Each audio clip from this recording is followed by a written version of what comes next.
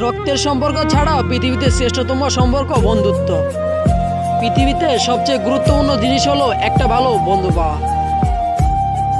বন্ধু যত খারাপ হোক না কেন তাকে কখনো ফেলে দিও না, কেননা জল যতই খারাপ হোক না কেন তা আগুন নিভাতে লাগে। কিছু কিছু মানুষ এতটাই ভালো হয়, সে অন্যের খুশির জন্য নিজের খুশিকে মাটিতে মিশিয়ে দেয়, তার নাম বন্ধুত্ব।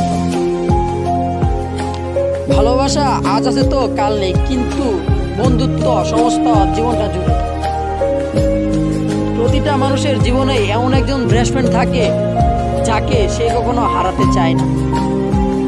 ফ্রেন্ড অনেক হয়, কিন্তু বেস্ট ফ্রেন্ড একজনই হয় যাকে কখনো ভোলা যায় না।